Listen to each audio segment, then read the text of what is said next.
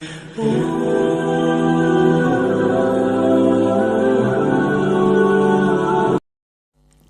دل تھا، خاموش رات تھی، میری اللہ سے وہ پہلی ملاقات تھی۔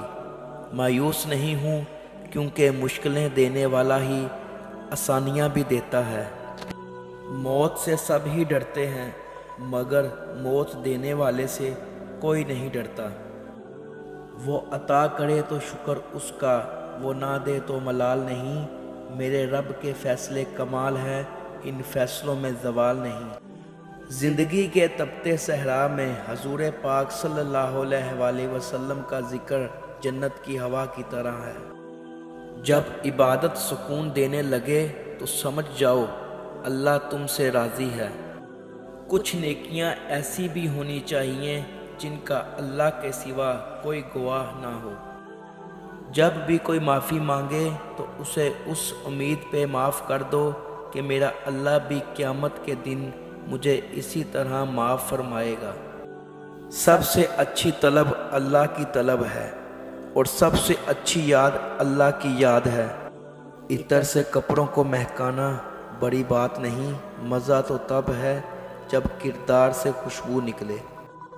ہم نے مسجد صرف مالک کی محبت میں چھوڑی ہے، ورنہ سجدے ہم نے تلوار کے سائے میں تپتی ہوئی ریت میں بھی ادا کیے ہیں۔ میرے اعمال کے بدلے اگر کچھ ملتا تو شاید آج مجھے کچھ نہ ملتا۔ مسلمانوں نہ گھبراؤ، خدا کی شان باقی ہے، ابھی اسلام زندہ ہے، ابھی قرآن باقی ہے۔ اللہ نے ان تمام کاموں کو روک دیا جو کام ہمیں نماز سے روکتے تھے۔ ہے کوئی بہانہ اب نماز چھوڑنے کا؟ نماز قائم کرو اس سے پہلے کہ تمہاری نماز پڑھی جائے۔ جب تم خود کو جان جاتے ہو تمہاری میں مر جاتی ہے اور تمہیں پتہ چل جاتا ہے کہ اللہ تو بہت قریب ہے۔ دل کی نرمی اور رحم دلی بھی رب کا ایک انعام ہے، جسے یہ مل جائے اسے رب کی رحمت مل جاتی ہے۔ یا اللہ آزمائشوں کے قابل نہیں ہیں ہم، بس اپنی رحمتوں سے نواز دے۔ نماز کو محبت سمجھ کے ادا کرو گے تو اللہ پاک اگلی نماز کے لیے تمہیں خود کھڑا کر دے گا۔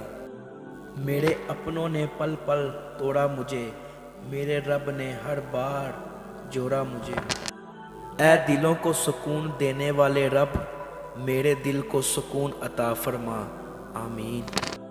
انسان کے جسم کا سب سے خوبصورت حصہ اس کا دل ہے، اگر وہی صاف نہ ہو تو چمکتا چہرہ کسی کام کا نہیں۔ ہمارے اس چینل کو سبسکرائب کیجیے گا، نوٹیفیکیشن کی گھنٹی کو لازمی پریس کیجیے گا تاکہ ہماری ہر نیو آنے والی ویڈیو آپ تک بآسانی سے پہنچ سکے۔ جزاک اللہ خیر۔